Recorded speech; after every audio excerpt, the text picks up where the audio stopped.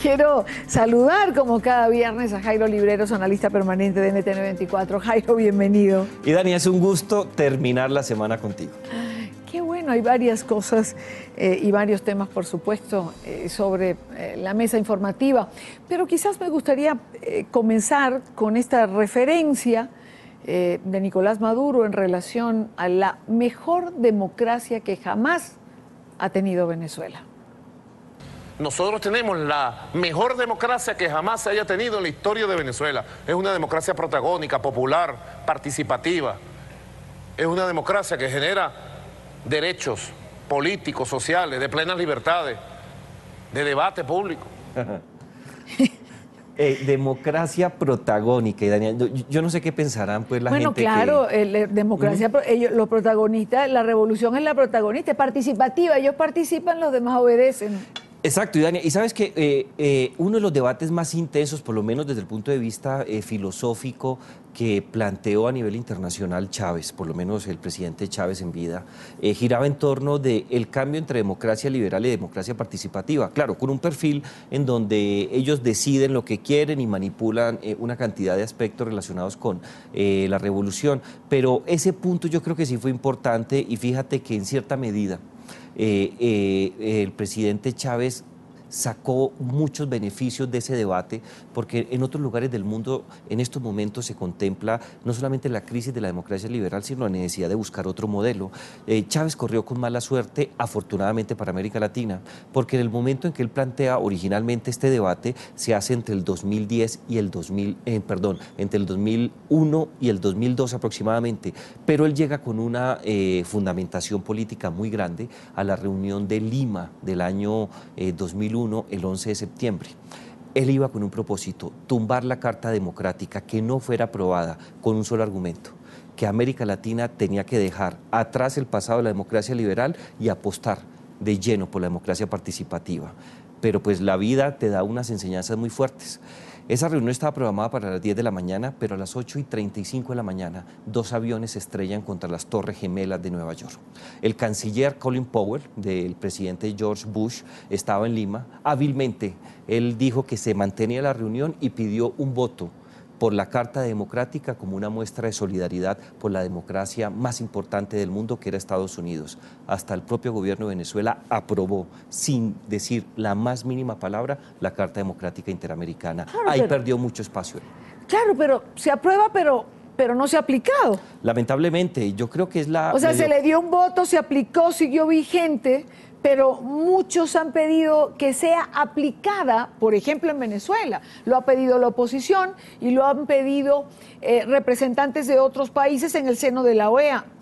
Pero no se ha aplicado. No se ha aplicado, y yo creo que no solamente demuestra que las instituciones, si no tienen liderazgos claros, personas que estén comprometidas no solamente para garantizar los principios y los derechos que establecen las herramientas internacionales, sino que tienen la voluntad política de aplicarlas. Difícilmente los cambios y la consolidación democrática se puede dar en los países de América Latina. En esa medida yo creo que esto ha sido un problema de hombres, de liderazgos, de personas que no han sido conscientes del daño que se ha producido, no solamente en Venezuela, sino en cualquier otro sistema que haya incorporado por lo menos un elemento de ese socialismo del siglo XXI. Si uno mira lo que pasa en Ecuador, en Bolivia, en la propia Argentina y en uno que otro país centroamericano, llega a la conclusión que este experimento, además de haber fracasado, lleva tras de sí no solamente elementos de violencia muy fuerte, sino un sentimiento de fracaso de gobierno que va a tener consecuencias actuales, pero sobre todo a futuro. Esta semana, en relación a Venezuela, también han sido noticias los pronunciamientos de diversos actores de la comunidad internacional sobre la necesidad de que haya observación en las elecciones parlamentarias del próximo 6 de diciembre en Venezuela. Por un lado, el expresidente del gobierno español, José María Aznar, señaló que se deben poner en marcha de manera inmediata los mecanismos de observación internacional y que en Venezuela es imposible decir que hay unas elecciones normales. Pero en un país en los cuales se acosa a la oposición, se la encarcela, se la persigue, también a los críticos, también a los medios de comunicación. Cuando no tienen por qué haber problemas por razones electorales que usted conoce muy bien, pues se organiza un conflicto en la frontera entre Venezuela y Colombia, simplemente porque en los dos estados fronterizos son esenciales desde el punto de vista electoral. Cuando se encarcela injustificadamente a Leopoldo López y a tantos otros, esas elecciones no pueden ser unas elecciones que se celebren en unas condiciones normales, ¿no? Y la expulsión de ciudadanos colombianos de Venezuela me parece inaceptable. Y desde luego el hecho de marcar las casas de los ciudadanos, poniéndoles una señal, virtud del cual, si una señal les dice esta casa tiene que ser destruida, esta casa tiene que ser respetada en función de quien viva en ella, eso es nazismo. Por otro lado, también se pronunció el expresidente del Perú, Alejandro Toledo, lo ha hecho en otras oportunidades, pero lo hizo conversando con Gustavo Alegret, nuestro enviado especial a Lima. Lo he propuesto ya en varias ocasiones en el mundo, la necesidad de que las elecciones del 6 de diciembre puedan tener la participación los observadores de la Unión Europea, del NDI, del Carter Center, de la OEA.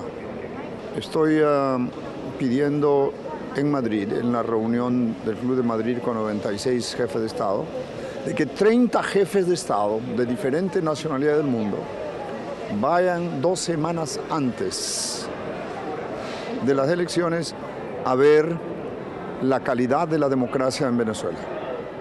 Y por otra parte, Human Rights Watch, en boca de su director para las Américas, José Miguel Vivanco, propuso o habló de la necesidad de un conteo de votos paralelos que garantice condiciones competitivas electorales juntas. Es decir, estas elecciones del próximo 6 de diciembre logran convocar de alguna manera la opinión pública internacional. Sin lugar a dudas, además que creo, Idania, que el activismo de muchos expresidentes, acabamos de escuchar al expresidente Toledo, quien era el presidente en el 2001, llevaba menos de 30 días posesionado cuando se aprobó la Carta Democrática, es un logro, es el principal logro de la administración Toledo en Perú. Creo que termina siendo un cerco democrático muy importante y existen 2 motivos relevantes que no hemos conocido, por lo menos en los últimos 10 años, frente a los abusos de las dictaduras del socialismo del siglo XXI.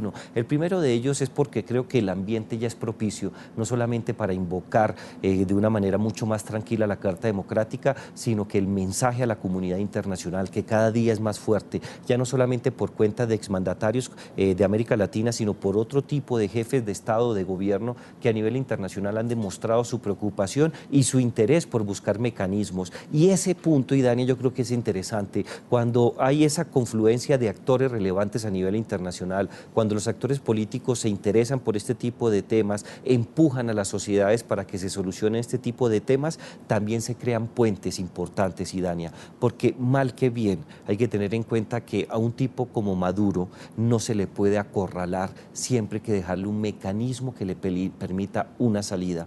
Uno de los temores más grandes que existen a nivel internacional es que Maduro no profundice la revolución, eso ya no tiene importancia, es que tome decisiones que vayan mucho más allá del circuito de sus funciones. Una crisis en la frontera ya es un anticipo muy delicado de lo que puede ocurrir, pero también puede suspender por completo las elecciones sintiéndose acorralado o quizás perseguido por actores internacionales. En esa medida, presionar es bueno, pero creo que Toledo y otros presidentes también tiran algún tipo de puertas o ventanas para buscar una salida negociada. Ya por lo menos se habla de eso y yo creo que es una ventaja sin lugar a dudas que no teníamos en el pasado y que nos puede dar mayores luces.